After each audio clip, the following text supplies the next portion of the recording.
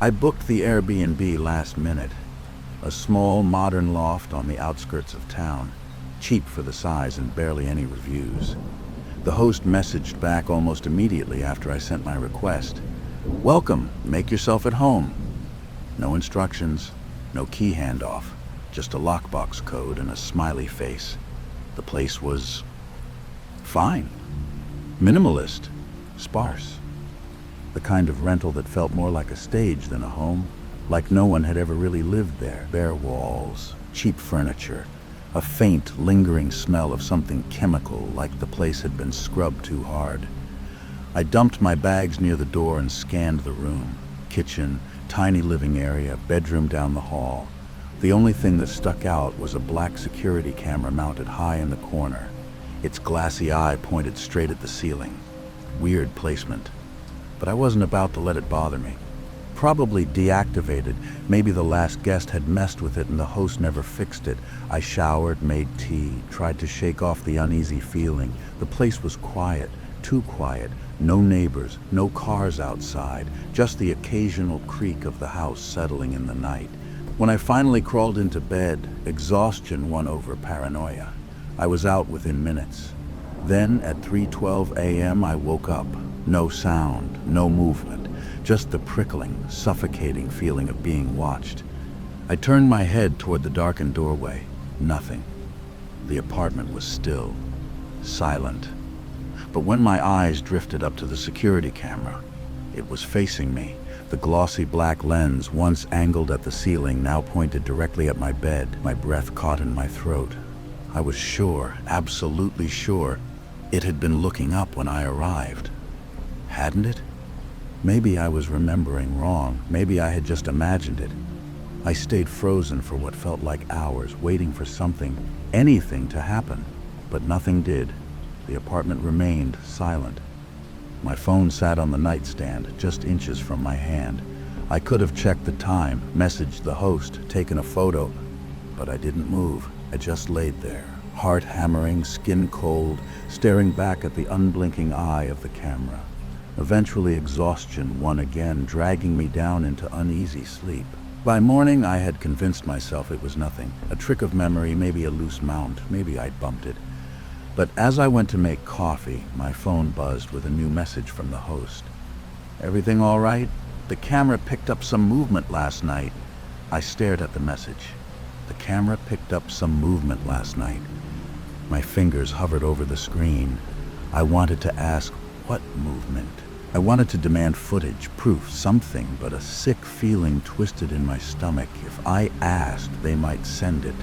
Instead, I typed out a neutral reply. "I think I bumped the camera by accident. Didn't notice any movement. Thanks for checking in." A lie, a weak one. The host replied almost instantly, "Got it, let me know if you need anything." Another smiley face. I set my phone down, suddenly aware of just how alone I was in this place. The walls felt thinner, the air heavier. I glanced at the camera. It was still facing my bed. Had it moved again? I needed fresh air. I left the apartment, walking aimlessly through unfamiliar streets. I barely noticed the coffee shop I ducked into, barely tasted the burnt espresso I downed in 3 gulps. The whole time, my thoughts circled back to that camera. Had someone moved it? Had it been recording me? Eventually, I forced myself to return, heart pounding as I stepped inside. Everything looked the same. My bag was still by the door, my keys still on the counter, the security camera still facing the ceiling. I knew it had been pointing at my bed this morning. I knew it. I hadn't touched it. Hadn't even gone near it. I rushed over and grabbed the step stool from the kitchen, climbing up until I was eye level with the device. The plastic casing was smooth, seamless. No buttons, no sign of a power indicator. It wasn't even plugged in. Cold panic flooded my veins. I turned it over in my hands, checking the back. No wires, no battery slot. But if it wasn't powered, if it wasn't connected to anything, then how had it moved? I climbed down, hands shaking, and opened the Airbnb app. The listing was still active, still normal. No warnings, no complaints, just a handful of vague, overly positive reviews. Except The photos. I scrolled through them slowly, my breath catching as I realized something was wrong. In the listing's pictures, the security camera wasn't there. My throat tightened. The photos of the Airbnb, same layout, same furniture, same cold, staged aesthetic. But in every picture, the corner where the security camera should have been was empty. I stared at the screen, my pulse hammering in my ears. Had the host installed it after the photos were taken? Maybe. But then why wasn't it plugged in? And why did it move? I swallowed down the rising panic and did what I should have done the moment I saw that message. I texted the host. "Hey, I just noticed the camera isn't in the listing photos. When was it installed?" 3 dots appeared, paused, disappeared. Then the reply, "It shouldn't be there." I dropped the phone. The words seared into my brain. I scrambled to pick it up, fingers fumbling over the screen. "What do you mean? Did you install it?" Silence. No typing bubbles. Nothing. I glanced at the camera. Its lifeless black eye stared straight down at me. I needed to get out. I grabbed my bag, shoved my things inside, yanked on my shoes with shaking hands. The rental key was still on the counter, untouched since I arrived. I snatched it up, ready to bolt, and then a sound. Soft. Almost imperceptible. A click. The sound of plastic shifting. I turned, heart in my throat. The camera was moving right in front of me, slow, smooth, deliberate, tilting, rotating, its lens locked onto me. I ran, fumbled with the door. The lock wouldn't turn. My fingers were slick with sweat. I yanked, twisted, banged against the wood. Nothing. Behind me, a faint whirring filled the air. The camera was still moving, shifting its gaze, watching, recording. I reached for my phone, my breath coming in ragged gasps, and opened the Airbnb app again, clicked the host's profile. There was no name, no profile picture, no listings, just a message. "You shouldn't have stayed." The room plunged into darkness, and then the camera spoke. A voice crackled through unseen speakers, distorted and broken, like something old and rotting trying to form words. "Don't leave yet. We haven't finished watching you." I booked the Airbnb because I needed a break. Just a long weekend in a quiet little town, somewhere to clear my head, sleep in and drink too much coffee without anyone asking if I was okay. It was an old house. Too big for one person, the kind with slanted floors and wooden doors that didn't quite fit their frames. A little drafty, a little lonely, but cheap and far from anyone who knew me. The host was polite, almost too polite, the kind of person who over-explains. They left a long message after I checked in, listing all the house's quirks. The back door swells when it rains, so don't force it.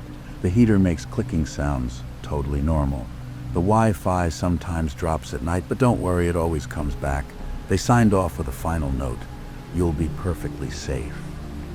I didn't think much of it at the time. The first night was fine. I made dinner, scrolled my phone, listened to the wind scrape against the windows. The house creaked like it was remembering something, stretching in the cold. By midnight, I was out, deep, dreamless sleep. When I woke up, the front door was unlocked. My stomach dropped. I was sure, absolutely sure, I had locked it before bed. The deadbolt was open, the chain was off, cold air slipped through the gap. I didn't move at first, just stared. My breath felt too loud in the silence. And then I saw them, muddy footprints leading inside. I felt something sharp coil in my chest, a slow, creeping terror. They weren't my footprints. The dirt was still wet. Someone had been inside. I forced myself to move, to search the house, every room, every closet, under the bed. I checked the kitchen, the bathroom, the basement door. Nothing. No one. And nothing was missing. Not my bag, not my wallet, not my keys. Just the door. Unlocked, just the footprints. Someone had been inside, and they hadn't taken anything. I sat on the edge of the bed, heart slamming in my chest. Had I imagined it? Had I forgotten to lock up? Had I tracked in the dirt myself? A dozen logical explanations ran through my head. None of them felt right. Then my phone buzzed, a new message from the host. "Did you sleep well?" I stared at the message. "Did you sleep well?" My hands felt numb. A slow, creeping unease settled over me, thick as the silence in the room. I forced myself to type a reply. "Yeah, but I think someone came in last night. The front door was unlocked this morning. There were footprints." The message sent. 3 dots appeared, paused, disappeared. Then the host's response came through. "That's strange. Are you sure? Not 'oh my God,' not 'call the police,' not 'let me check the cameras,' just that." I swallowed hard. They knew. I didn't know how, but they did. I needed to leave. I stood too fast, my vision tilting, legs shaking as I grabbed my bag. I threw on my shoes, barely tying them before rushing to the door. My fingers fumbled over the locks, the deadbolt stiff under my touch. But the moment I reached for the handle, I stopped. The footprints. I hadn't noticed it before, but now it was clear. The muddy trail leading inside never led back out. My breath hitched. A cold weight pressed against my ribs. I turned slowly. Every shadow in the house suddenly felt wrong. The open closet, the cracked bathroom door, the bed still unmade from where I'd sat. Someone was still here. I grabbed my phone and backed up toward the door, my fingers shaking too hard to dial. The walls creaked as if they were breathing. A slow, stretching sound came from the hallway. Then, a click. I turned. The basement door was open, just a crack. I hadn't opened it. I hadn't even touched it. The dark space beneath the house gaped wide, a stale breath of cold air curling into the room. A floorboard groaned. Something shifted below. My body screamed, "Run!" but before I could move, my phone buzzed again. Another message from the host. "Whatever you do, don't go into the basement." I couldn't breathe. The basement door stood open, gaping like a mouth, the darkness beyond it thick and impenetrable. A whisper of cold air curled against my skin, damp and stale. Something was down there, and the host knew. My phone was still clutched in my hand, my fingers numb as I read the message again. "Whatever you do, don't go into the basement." The house was silent, too silent. No wind, no settling wood, no distant hum of traffic. Just the sound of my own ragged breathing and the faint, sickly pulse in my ears. Then, a creak from below. My stomach clenched. I stepped back slowly, one hand gripping my bag, the other hovering over the door handle. I had to get out, now. But before I could move, my phone buzzed again. Another message. "They don't like it when you wake up." My breath caught in my throat. The words sank into my brain, icy and unreal. They. My eyes darted to the footprints. The muddy trail leading inside. The ones that never led back out. And then, finally, I saw it. The last footprint, the one closest to my bed.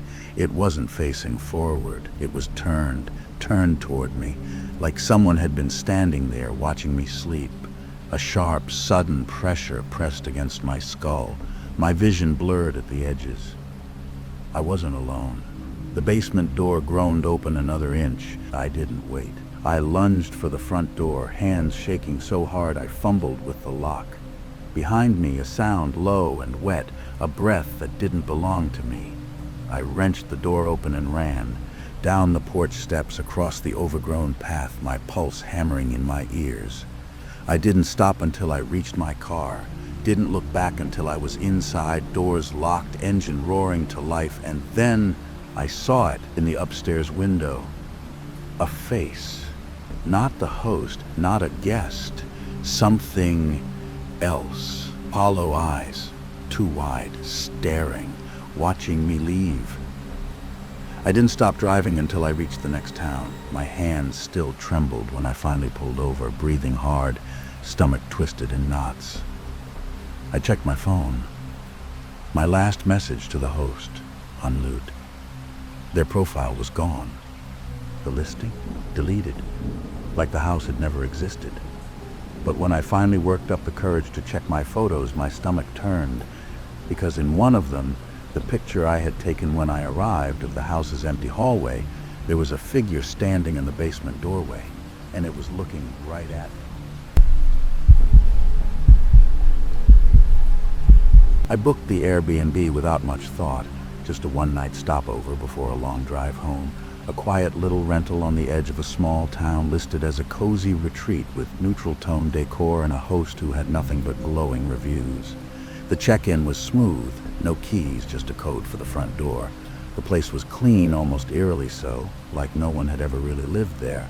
The air smelled faintly of disinfectant and the furniture looked like it had never been touched. I dropped my bag in the bedroom and wandered toward the bathroom. That's when I noticed it. A suitcase near the door. Not mine. It was black, slightly scuffed, the kind of generic roller bag you'd see at any airport. I frowned. Had the cleaners forgotten to remove it? Inside the bathroom, I found more. A toothbrush still in the cup by the sink, a half-used bottle of shampoo, a phone charger plugged into the wall. A sinking feeling settled in my chest. Someone had left these behind. I checked the listing details, scrolling through the host's description. Nothing about shared spaces, no mention of other guests. I was supposed to be the only one here. I messaged the host. Hey, I think the last guest left some things behind. There's a suitcase and some toiletries in the bathroom. The reply came instantly. Oh, don't worry about that. They forgot them. It happens all the time. Something about the response made my skin prickle. I hesitated, then replied, should I leave them outside? Do you want to contact them? Another quick response. No need, just ignore it, enjoy your stay. Ignore it, I tried. I made tea, I scrolled my phone, I distracted myself with nonsense until exhaustion took over, dragging me into an uneasy sleep. Sometime in the night I woke up. Something wasn't right. The house was silent, but I had that feeling, the kind that sinks into your bones before your brain catches up. I sat up in bed, heart pounding, and turned toward the doorway. The suitcase. It was open, and it had been closed when I went to bed. I didn't move. The suitcase sat in the dim light from the hallway, its lid gaping open like a mouth. My breath hitched. I hadn't touched it. A slow, suffocating panic crept up my throat. I scanned the room, my pulse hammering. The door was still locked, the windows shut. The house should have been empty. But someone had opened the suitcase. I forced myself to move, my body stiff with unease. Carefully, I slid out of bed, my feet touching the cold wooden floor. Step by step, I approached the suitcase. The inside was almost empty. Almost. A single shirt, neatly folded, a boarding pass tucked inside a side pocket, and at the very bottom, a notebook.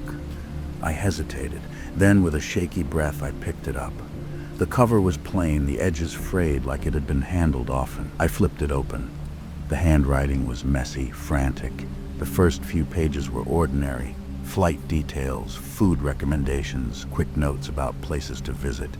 Then, near the middle, the tone shifted. Something's wrong with this house. I swallowed hard and turned the page. I keep hearing noises at night. Thought it was just the wind, but now I'm not so sure. Another page. The host keeps messaging me, asking weird questions, told me not to go in the closet. My fingers trembled as I flipped to the last entry, dated 3 weeks ago. I think someone is watching me sleep. Last night I woke up and the closet door was open. I know I closed it. I'm leaving tomorrow. If anyone finds this, get out. I snapped the notebook shut, my stomach twisting into knots. 3 weeks ago. I turned back to my phone, hands shaking, and searched the name from the boarding pass. My breath caught as the results loaded. Missing person report, filed 2 weeks ago. The picture was clear. The same name, the same face, the last guest. The room suddenly felt too small, the walls pressing in. I had to get out. I grabbed my bag, threw on my shoes, and rushed for the door.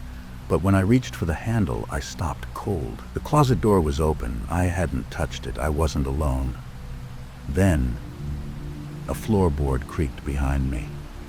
The creak came from behind me, slow, deliberate, a sound that only happens when someone shifts their weight. My breath locked in my throat. I didn't turn around, I couldn't. Every nerve in my body screamed, "Run!" But I was frozen, listening to the heavy silence pressing against my ears. Then, another step, closer. My fingers tightened around the door handle, twisted, pulled. It didn't budge. Locked. My stomach dropped. I hadn't locked it. The floorboards behind me groaned again, so close my lungs burned as I forced myself to turn. Slow, my body stiff with terror. The room was empty, no one there. But the closet door was wide open, and the darkness inside it felt too deep. I grabbed my phone, my fingers slick with sweat, and opened the Airbnb app. My message to the host from earlier, still unread. I opened their profile. Gone. The listing? Deleted, like it had never existed. My vision blurred at the edges. I had to get out. Now. I turned back to the closet, my breath shaking. The door yawned open, revealing nothing but black. No hangers, no shelves, no back wall. Just empty, endless dark. And then, something moved inside. I ran. My shoulder slammed against the front door. My fingers clawed at the lock, twisting, wrenching. The door refused to give. A whisper of air brushed the back of my neck. Breath. I squeezed my eyes shut, pulled harder, harder. And then the door gave. I stumbled out onto the porch, the night air slamming into my lungs like ice. I didn't stop, didn't look back. My car was still parked outside, keys in my pocket. I threw myself inside and locked the doors, my chest heaving. The house loomed behind me, dark and silent. The front door stood wide open, and in the doorway, a figure stood watching. Not moving, not chasing, just standing, too tall, too thin. I turned the key, the engine roaring to life.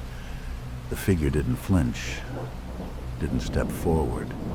But as I sped away, I glanced at my rearview mirror, and the porch was empty. I never reported it. The missing person was never found. The listing never reappeared. And I don't know what happened to the guest before me, but sometimes when I wake up in the middle of the night, heart pounding, skin damp with sweat, I swear I hear floorboards